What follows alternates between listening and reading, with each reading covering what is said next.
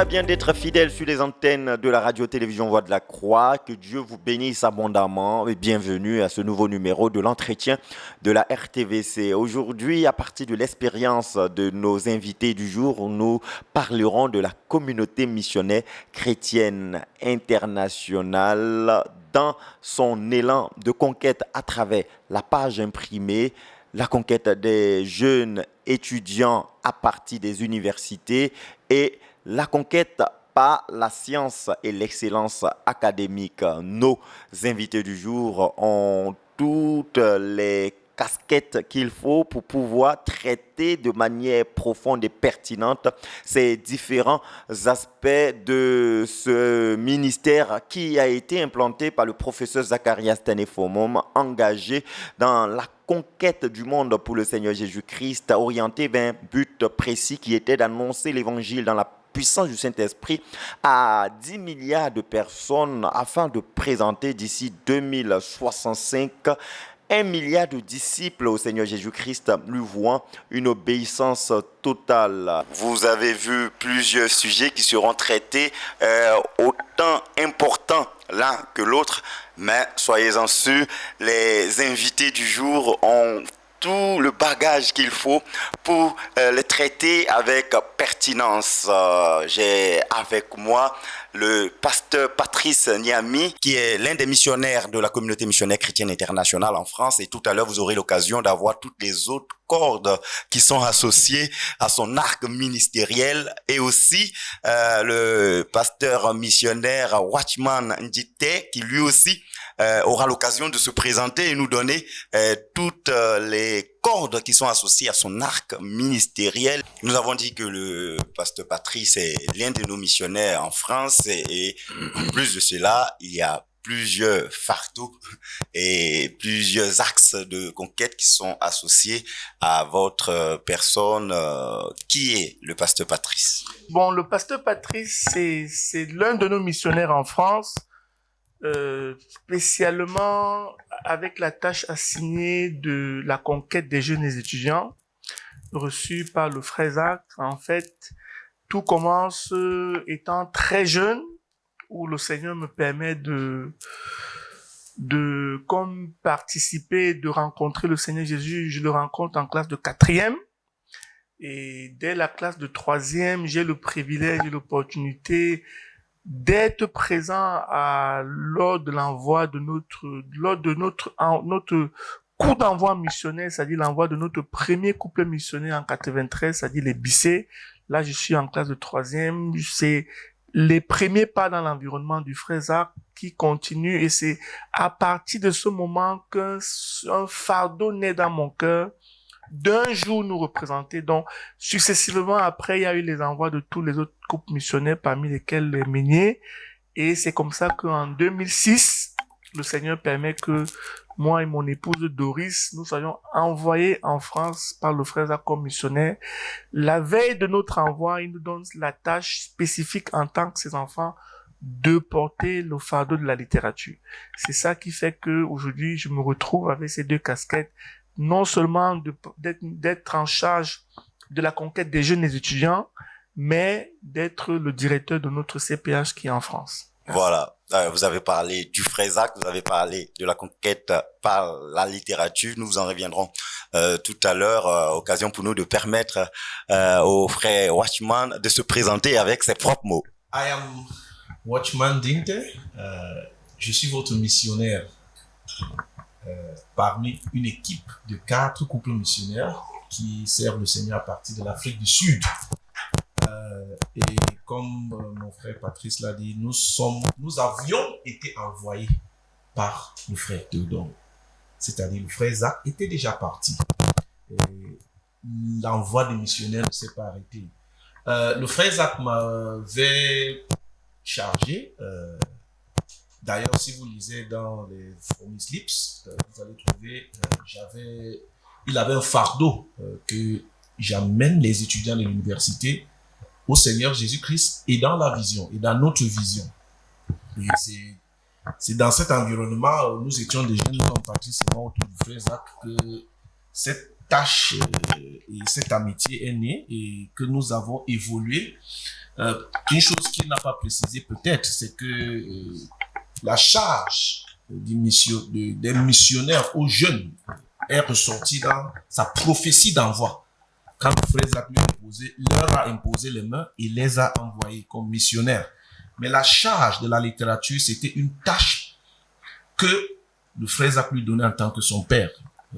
Quand il a donné ses dernières instructions, que faites ceci pour moi, rassurez-vous que les livres sont produits à partir et partent de la France. Et pour moi, le frère Théodore m'a donné la même charge. Va en Afrique du Sud et rassure-toi que notre littérature parte dans l'Afrique du Sud et à partir de l'Afrique du Sud.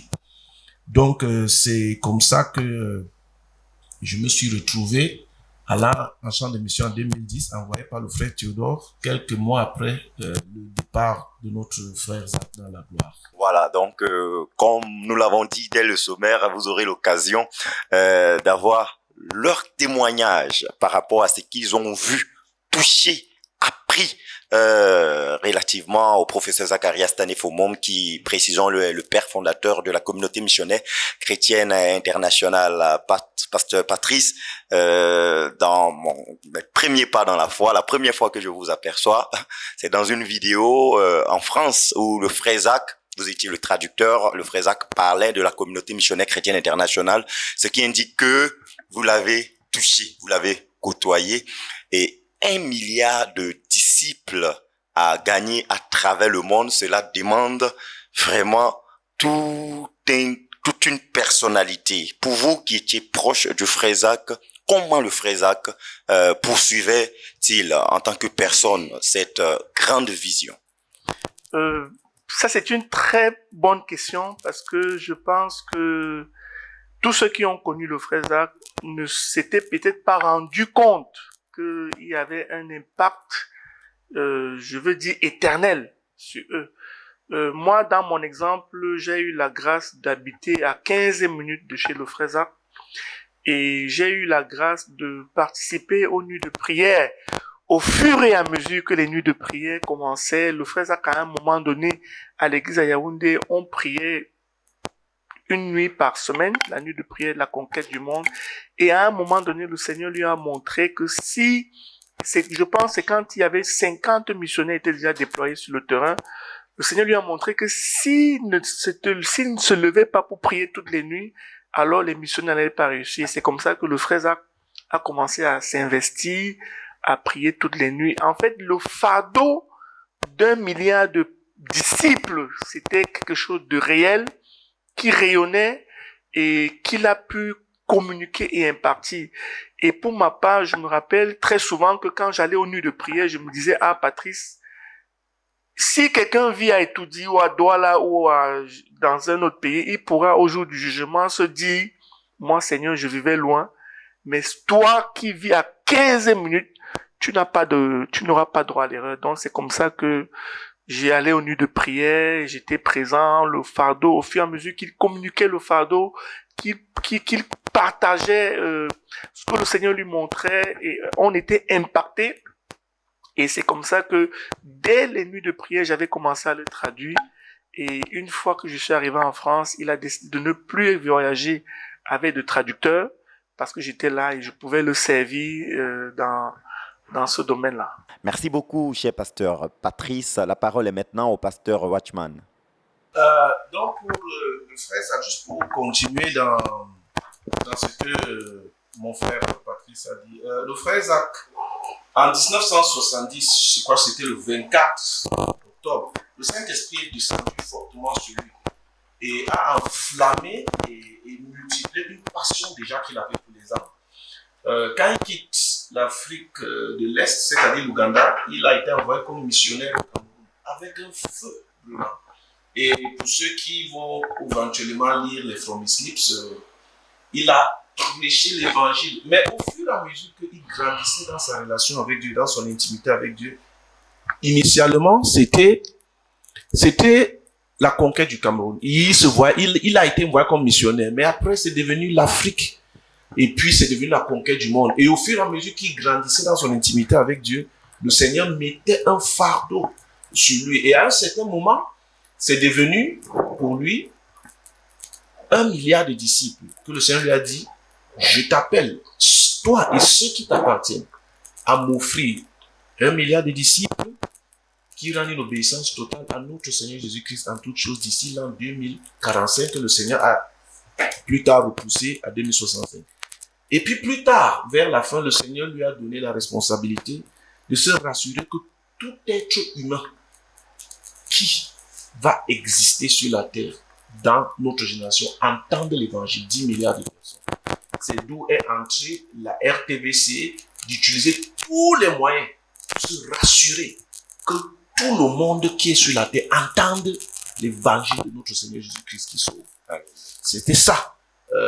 Et c'est ainsi que le fardeau d'envoyer le missionnaire, les livres ont été écrits, des campagnes d'évangélisation, des églises ont été implantées, des églises ont été conduites à grandir en nombre, des assemblées de maisons, donc c'est devenu la conquête de soi-même, la conquête de la famille, la conquête d'une ville, la conquête d'une nation, la conquête d'une région, la conquête d'un continent, la conquête du monde.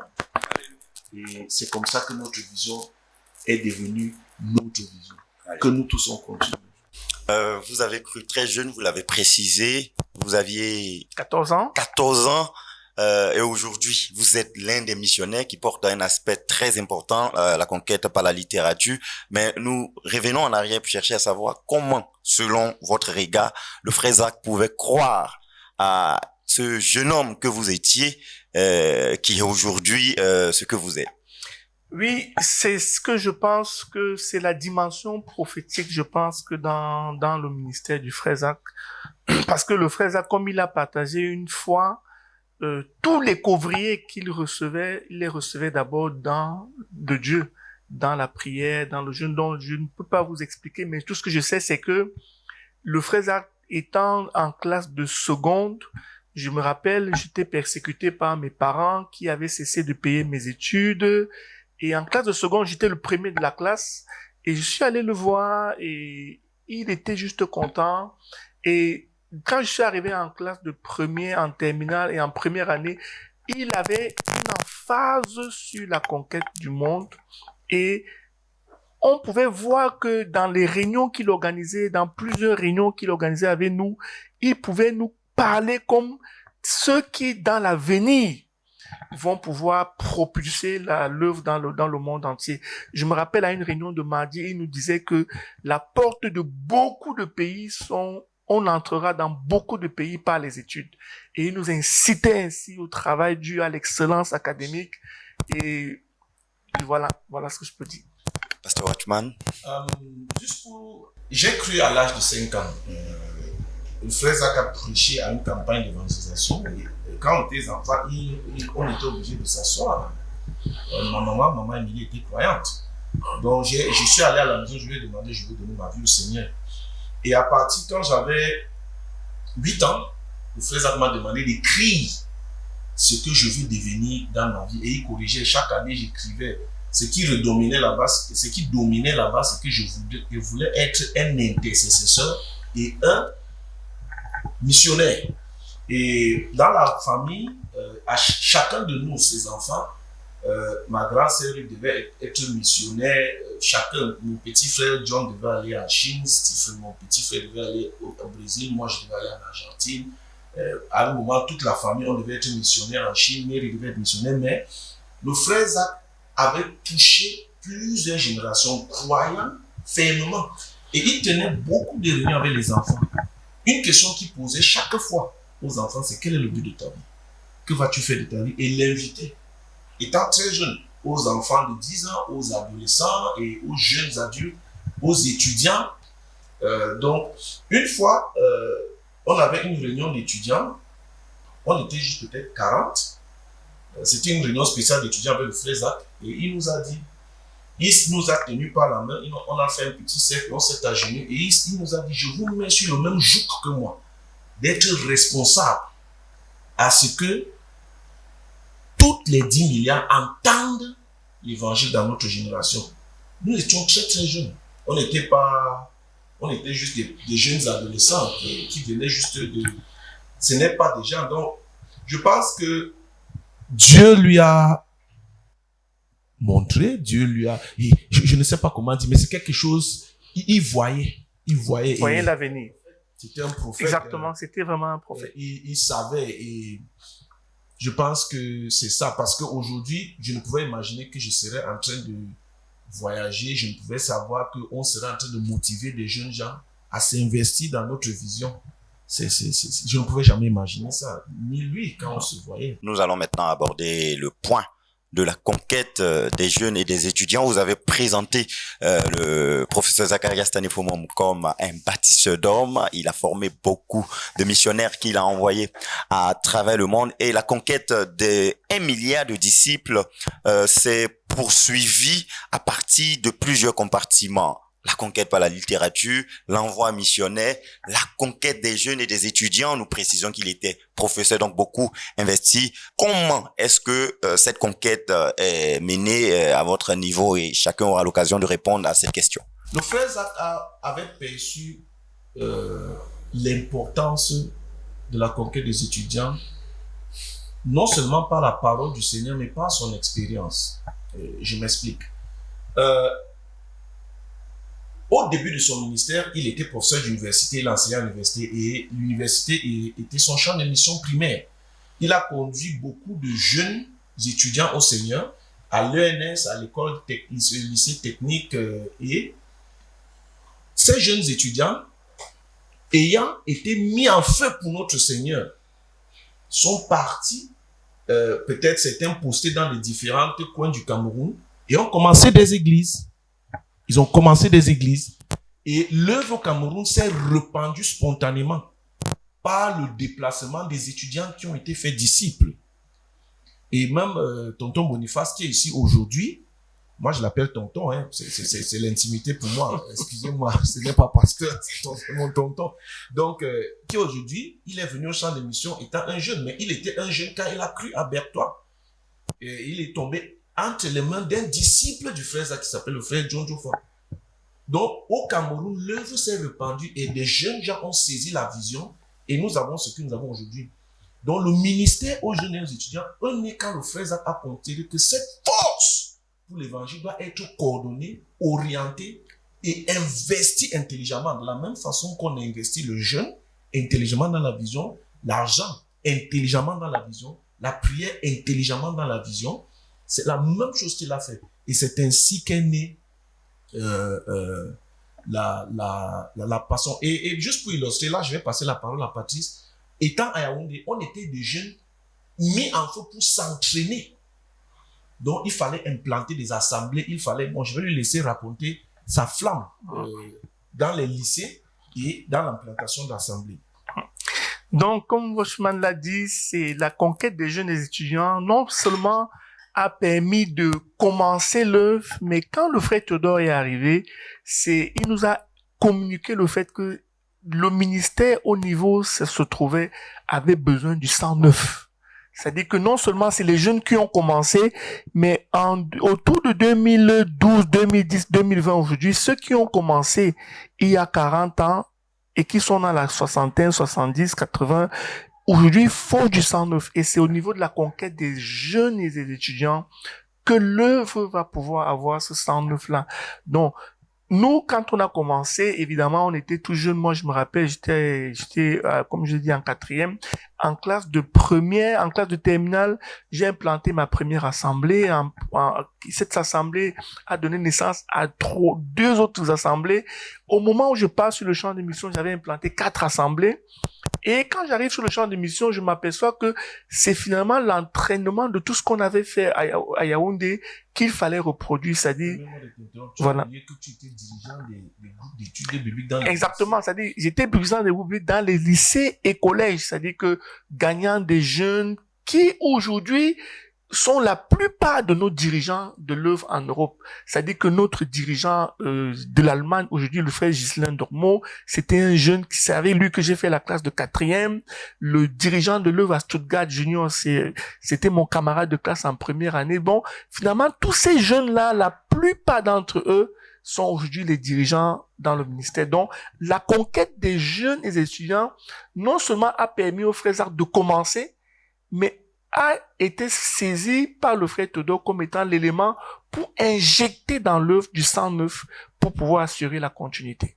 Et nous rendons grâce au Seigneur pour cela. L'un des aspects de la conquête dans le milieu universitaire, il faut le préciser, c'est aussi la conquête par la science. Vous faites partie des ministres engagés à ce niveau, frère Watchman, et il y a tendance à créer une certaine contradiction ou une certaine confrontation entre science et foi ou science et religion, mais le frère Zach a cassé cette manière de voir et à montrer que la vraie science appartient effectivement aux croyants et ils ont de quoi à promouvoir non seulement la gloire de Dieu, mais également à conquérir même le monde à partir de la science. Qu'est-ce que vous pouvez dire sur cet aspect de notre ministère? Tout d'abord, je voudrais dire que c'est la calomnie du diable qui dit que la science et la religion sont exclusifs. Plusieurs grands scientifiques dans l'histoire, Faraday, des fondateurs de plusieurs théories scientifiques qu'on utilise, étaient des croyants. La Bible de Faraday et ses soulignements sont dans les musées en Angleterre. Et c'est lui le père de l'électromagnétisme. Le frère Zach croyait fermement, premièrement, que Jésus-Christ est le Seigneur de la science. Et dans notre équipe de recherche, il disait que Jésus est le Seigneur de son amour. Et il orientait sa recherche selon la révélation que Dieu lui donnait. Et le temps a prouvé qu'il avait raison. Il a publié plus de 150 articles scientifiques dans des revues internationaux de renom. Dans le temps où il n'y avait pas d'ordinateur, où on utilisait les dactylographies. Et en plus de ça, nous qui sommes ses étudiants, certains de nous, le professeur Njamin, moi et certains d'autres, toute notre carrière de recherche est bâtie sur des travaux qu'il a commencés. Il faudrait préciser que vous êtes professeur. Oui, je suis professeur titulaire à l'Université de Johannesburg, en Afrique du Sud, de chimie organique médicinale. Et j'étais l'étudiant du frère Zach. J'ai été formé par le frère Zach de la première année en thèse, en doctorat. Donc, comment est-ce que la science pour la conquête du monde est-il devenue cristallisée de même que le ministère aux jeunes? La verge de Moïse a été utilisée par Dieu pour opérer des miracles en Égypte. La lance, la fronde. La fronde de David a été utilisée par Dieu pour anéantir les ennemis de Dieu qui en ce temps c'était Goliath. Et le frère Zach disait que nous devons servir le Seigneur avec tout ce que nous sommes et tout ce que nous avons. Tonton Boniface est un expert de la communication. Et voilà ça qui est en train de servir largement à notre œuvre et à notre vision. Donc la science était quelque chose qui devait être investi aussi pour avancer les desseins de Dieu. Et le Seigneur a dit au frère Zach à un moment qu'il donne au frère Zach un nouveau département dans l'œuvre, la science pour la conquête du monde. Et le frère Dieudonné Njamin était le dirigeant. Et moi, j'étais l'un des assistants du frère Dieudonné Njamin dans la science pour la conquête du monde. Simple. Nous voulons amener Jésus-Christ au front de la science. Et le frère Zach disait, comme la Bible dit, tout a été créé par lui et pour lui. Tout. Et c'est dans ce cadre que nous devons amener Jésus-Christ. Mais deuxièmement aussi, ça nous donnera une plateforme pour annoncer l'évangile à certaines personnes qui peut-être ne voudront pas annoncer l'évangile, écouter l'évangile s'il te plaît, dans d'autres contextes. C'est ça même qui nous a donné l'idée d'organiser les prix d'excellence qui a fait un jumelage de la science par la conquête du monde, de l'excellence académique, et inviter des jeunes qui nécessairement peuvent ne pas vouloir venir dans un événement chrétien, parler de la science et ensuite leur dire que le vrai premier scientifique, c'est notre Seigneur Jésus-Christ. Et il commence en te sauvant. Je vais peut-être prendre la parole à ce niveau pour rendre témoignage de quelque chose dont j'ai été témoin. Parce que quand le frère Zach a obtenu son diplôme de Doctor of Science de l'Université de Durham en Angleterre, ça dit que, étant l'un des rares Africains à obtenir ce diplôme en 2005, il reçoit du Seigneur que ce diplôme doit être remis à tous les pasteurs de la ville de Yaoundé et que ce diplôme va permettre que l'évangile soit proclamé. Donc le jour où, en concertation, on a l'idée de pouvoir lancer le prix Zacharias Tanefomo, le prix d'excellence Zacharias Tanefomo, nous ne sommes même pas conscients que c'est l'accomplissement de cette prophétie du Seigneur par le frère Zach que ce diplôme va aider.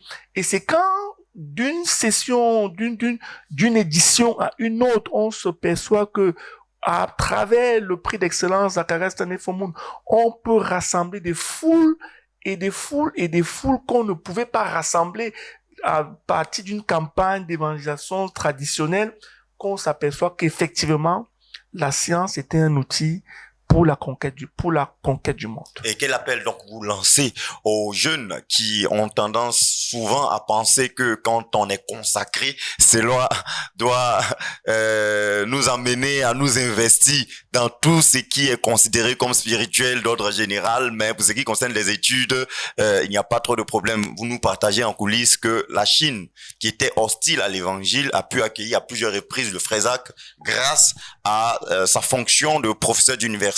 Quel est l'appel donc que nous donnons avant de parler de la littérature et conclure sur ce point? Quel est l'appel que vous donnez aux jeunes sur le besoin absolu dans cette génération de s'investir dans l'excellence académique pour pouvoir avoir d'autres portes ouvertes pour la conquête? Je vais être très honnête et très direct avec les jeunes. On a besoin, dans notre vision aujourd'hui, de l'excellence académique. On a besoin dans notre vision aujourd'hui de l'excellence académique. Premièrement, une excellence académique qui est consacrée au Seigneur Jésus-Christ, tel qu'on l'a vu dans la vie du frère Zach, où le Seigneur lui a dit d'obtenir le plus grand diplôme, tel qu'on l'a vu dans la vie du frère Théodore, où le Seigneur lui a demandé de n'avoir aucun diplôme, il s'est arrêté après le bac. Deux hommes érudits, l'un ayant des diplômes, l'autre ayant sacrifié les diplômes. Dieu veut les deux. Mais aujourd'hui, pour la pénétration des nations, il nous faut des étudiants consacrés par l'excellence académique qui peuvent s'installer dans un pays comme des professionnels et ainsi commencer l'évangile. Le frère Patrice est arrivé en France, pas envoyé comme pasteur, mais par une bourse. Aujourd'hui, il s'est libéré du travail séculaire après avoir travaillé comme un ingénieur informatique pendant presque 10 ans. Et il est à plein temps dans la prédication de l'évangile. Il y a un jeune homme aujourd'hui, juste ce matin, qui est parti au Japon il y a 3-4 jours pour une mission de 2 mois. Et là-bas, on lui a offert, il a la possibilité d'avoir un contrat de 7 ans dans une centrale nucléaire. On causait que directement on va présenter ce jeune homme au frère Théodore. Si le frère Théodore est d'accord, il s'installe là-bas et voilà, on a un missionnaire. Mais s'il n'était pas excellent, ça allait être très difficile de l'installer. Même nos églises les plus financièrement stables auront du mal à supporter 100 missionnaires dans des pays où le taux de vie est très élevé. Donc, ce que je dis aux jeunes, soyez consacrés.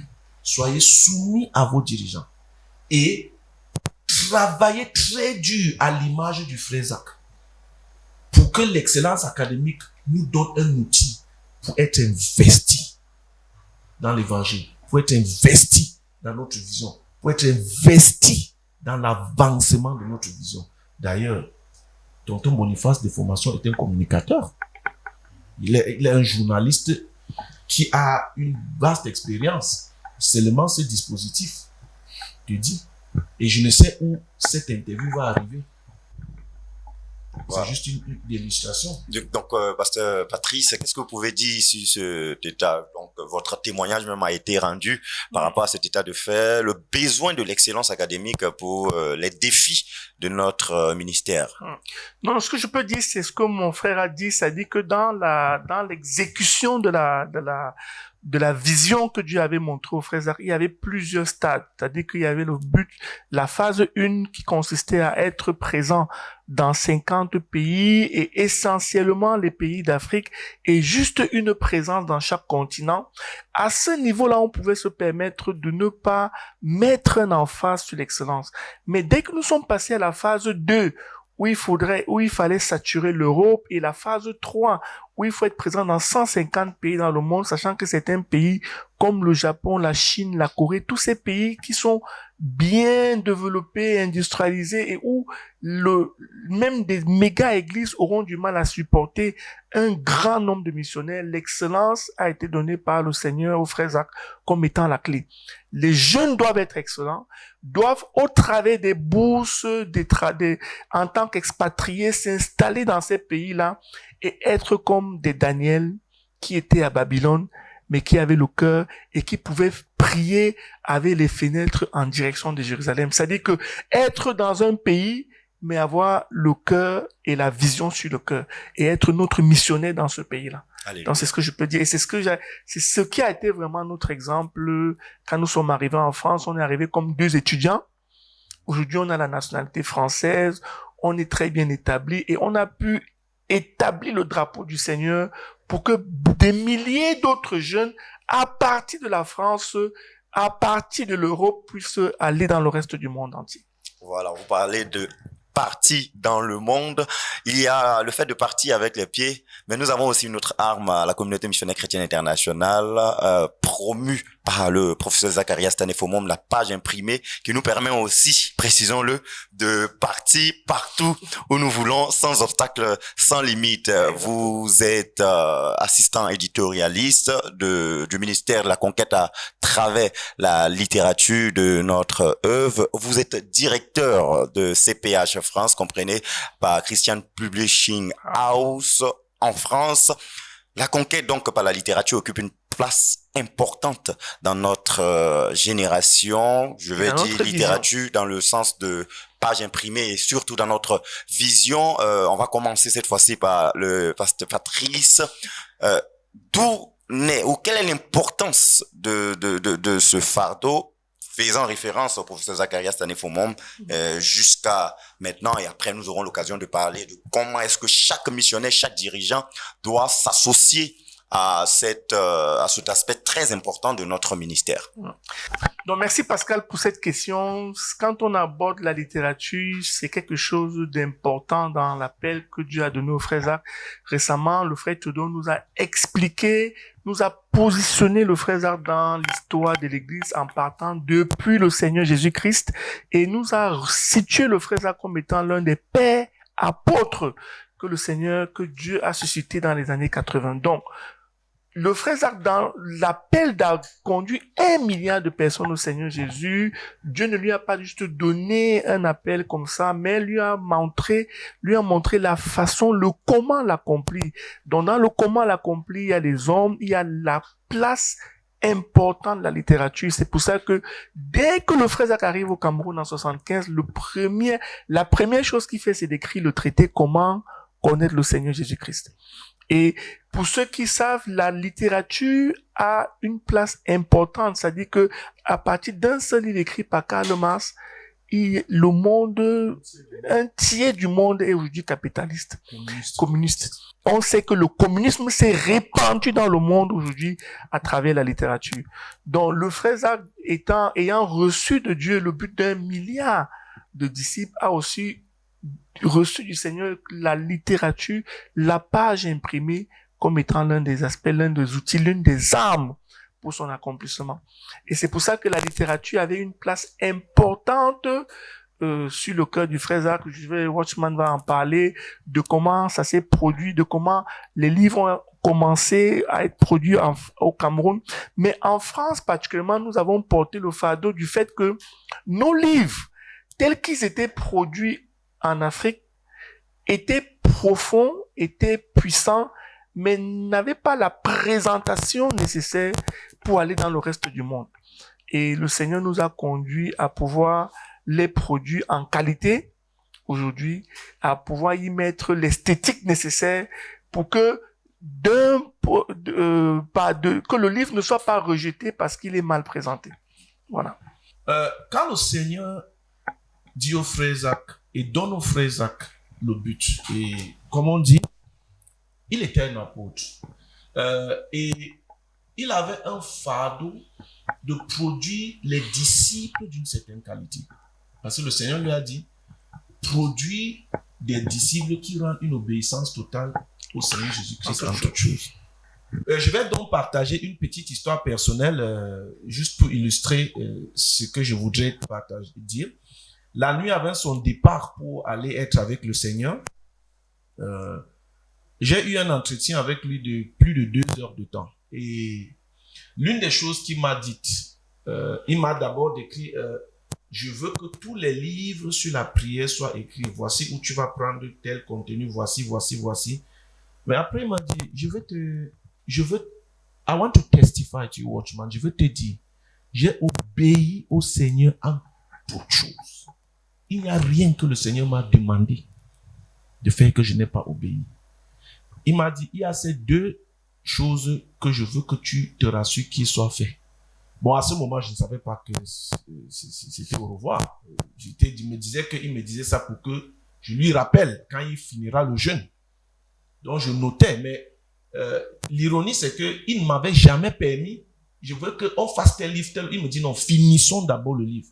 Soudainement, il me donne le outline, le schéma de 36 livres sur la prière. Et puis, il me dit, tel livre, il faut prendre ceci, il faut faire ceci. Bon, moi, je me disais que bon, il est en train de me donner les trucs que je dois, avec lesquels on va travailler. Mais je voudrais faire le sortir, c'est qu'il a dit, j'ai obéi au Seigneur dans tout ce qu'il m'a demandé de faire. Et qu'est-ce que les livres étaient? Les livres étaient conçus parce que le frère Zach avait le fardeau que chaque croyant de notre ministère puisse accéder aux mêmes expériences spirituelles que lui. Donc, c'était donné pour que voici comment j'y suis parvenu. Suivez mon exemple. Le disciple coûte que coûte qui a été écrit en 1971, 1971, c'est ça. Est le résultat de quand il confronte ce que ça veut dire être disciple du Seigneur Jésus-Christ. Le chemin du service chrétien est écrit aussi en Ouganda quand il confronte, le message est reçu, quand il confronte ce que ça veut dire servir le Seigneur. Et etc. Donc, tous les livres, les rencontres dynamiques, délivrance du péché. D'ailleurs, si tu lis l'école de la vérité, tu vas constater qu'il dit qu'il a dû arrêter pendant 6 mois, parfois 9 mois. Parfois 9 mois pour que tout ce qu'il écrit soit vrai dans sa vie. Je vais vous donner le témoignage d'un jeune frère en 2 phrases. Quand il vend un livre du frère Zach à quelqu'un, il dit à la personne, je te donne ce livre, tu vas être délivré de la paresse, prends ce livre, lis-le 12 fois. Si après 12 fois tu n'es pas changé, viens, je vais te rembourser ton argent. Voilà les faits, voilà ce que les livres du frère Zach étaient pour lui. Il voulait libérer, nous donner à nous. Et le Seigneur l'avait conduit lui avait donné le but. Mais le Seigneur lui avait montré un certain nombre de choses qui allaient être des éléments dans l'accomplissement du but. L'une des choses, c'était une vie d'obéissance. Il disait toujours, pour ceux qui se souviennent, I must provide the model. Je dois pouvoir au modèle. Je dois pouvoir au modèle. Je dois pouvoir au modèle. Mais la deuxième chose que le Seigneur lui a donné, c'est ça qui a donné les livres. Dieu lui a donné les hommes. Mais il y avait un aspect, le renversement des principautés qui se tenait dans le chemin. En 1900, si je ne me trompe pas, 86, le Seigneur lui avait donné tel prince doit être renversé, tel prince doit être renversé, tel prince doit être renversé, tel prince doit être renversé, tel prince doit être renversé. Et pour ceux d'entre nous qui étaient là au début, certains de ces princes sataniques, on était ensemble. On jeûnait, on priait, ils nous conduisaient. Bon, nous, on était un peu plus jeunes. Je crois, les tontons Boniface étaient un peu plus devant nous. Ils ont plus vécu ça que nous. On était des enfants, on voyait. Et c'est plus tard que, bon, quand c'est devenu au grand prince, que nous, on était déjà assez mature pour participer et comprendre. Mais c'était un aspect de la vision que ce n'était que lui seul qui pouvait apporter. Et ayant confié la vision à des hommes, sachant qu'il avait garanti que la vision sera accomplie en nous donnant les livres, en nous donnant des dirigeants, des hommes à qui il avait formé. Et lui, il a fait ce que lui seul pouvait faire. Le reste, c'est entre nous. Nous voyons donc l'importance de la page imprimée dans notre ministère. La question donc qu'on peut se poser, comment avoir nos livres? Oui, C'est une très bonne question parce que quand nous sommes arrivés en France, le Seigneur nous a permis d'expérimenter que à partir de la France, les livres pouvaient être produits avec une qualité meilleure que celle de l'Afrique avec un coût à coût bas prix.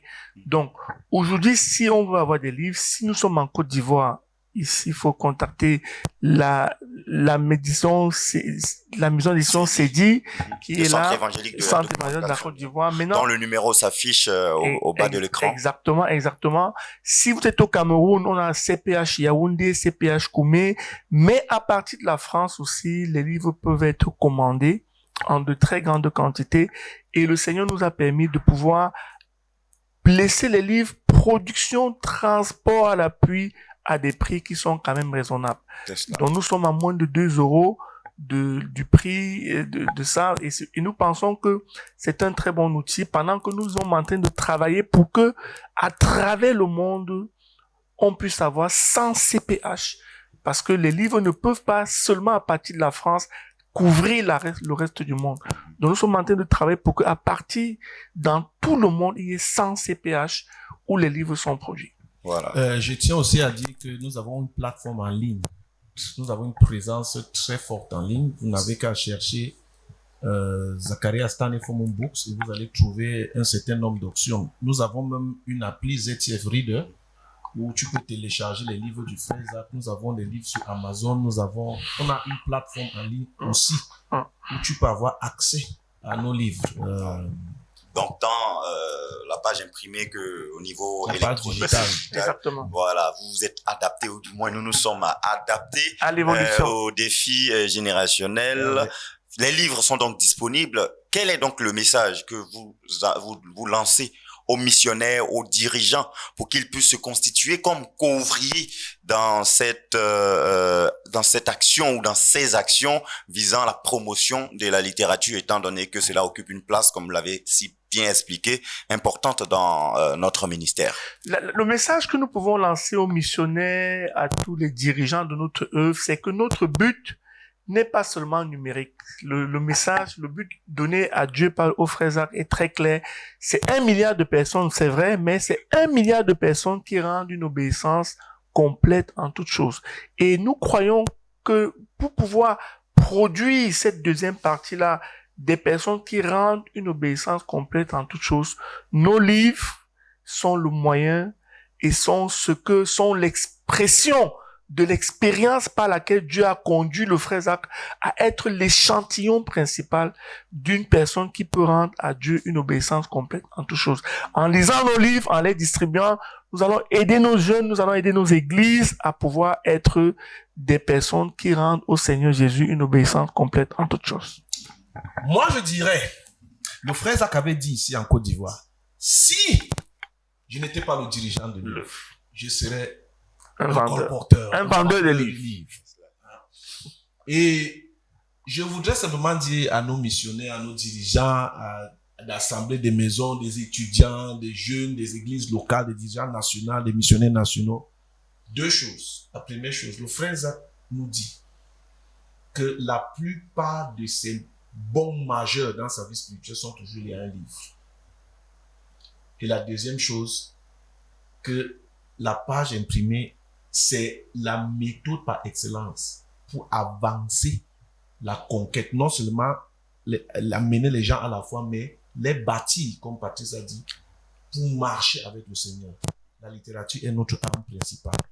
Gloire à Dieu. Amen. Et il faudra le préciser à ce niveau. Nous sommes à la 3e phase de notre œuvre et l'obéissance à la prophétie de Berthoud fait partie intégrante des choses que nous devons mettre en pratique. Et le 5e point, c'est la lecture de nos livres chrétiens est des facteurs d'entretien de la santé spirituelle et de la croissance spirituelle. Donc, il y a de quoi pour tous les saints à s'investir massivement dans la lecture de nos livres et également dans la promotion des livres de la communauté missionnaire chrétienne internationale. On va brièvement l'aborder. Vous avez fait un séjour en Côte d'Ivoire. Nous avons parlé du frère Zach comme un formateur d'hommes, un faiseur de disciples, un faiseur d'hommes, et il a envoyé plusieurs missionnaires. Vous êtes venu en Côte d'Ivoire et l'un de vos premiers pas, c'était à Atiekwa. Nous parlons d'Atiekwa pas en tant qu'un site de la CMCI Côte d'Ivoire, mais de la communauté missionnaire chrétienne internationale, voire 20 hectares. Après plusieurs années, plus de 20 hectares, après plusieurs années de ministère, par un missionnaire envoyé par le frère Zach, quel est le message que cela vous donne par rapport à l'avancée de notre œuvre pour ce qui concerne la formation et l'envoi des missionnaires? Non, ce que moi je peux dire, c'est que nous avons témoigné la gloire de Dieu. Et nous pensons que comme Josué, à un moment donné, a pu dire que de toutes les bonnes paroles que le Seigneur nous avait données par Moïse, aucune d'elles n'est restée sans s'accomplir. Ce que nous sommes en train de voir en Côte d'Ivoire, c'est que toutes les bonnes paroles prononcées par le frère Zach pour notre œuvre en Côte d'Ivoire sont en train de s'accomplir. La visite à Tchekwa a été un témoignage de la gloire de Dieu. C'était glorieux et nous croyons que la salle de 25 000 places, qui est la prochaine étape, le prochain grand projet après la salle de l'UMPJ, va s'accomplir. Merci. Pour moi, il n'y a qu'une seule chose, je suis fier. C'est ça mon sentiment, la fierté. Je dis, nous sommes en train de réussir, nous avons réussi. Je ne veux pas dire que nous avons réussi parce qu'on a encore de plus grandes choses devant nous. Mais je suis fier. Alléluia. Et la deuxième chose, c'est que quand je marchais hier à Tchekwa, dans mon cœur, j'étais triste. Pas une mauvaise tristesse. Je dis, oh papa, si tu pouvais seulement venir voir ce que ta foi a produit. Alléluia. Ce que ta foi va produire, papa. Nous allons accomplir la vision. En fait, j'ai pris une photo, j'ai envoyé à mon épouse, j'ai dit, le but sera accompli. Amen. Alléluia. Amen. Jésus-Christ. Offrande d'acclamation.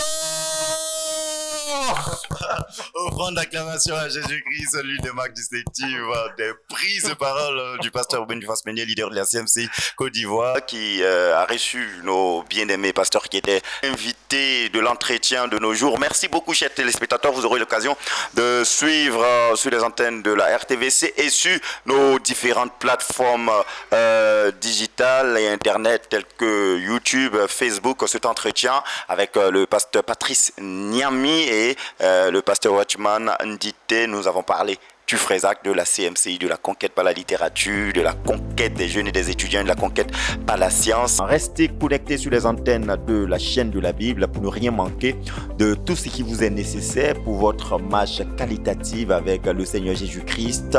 Que Dieu vous bénisse abondamment.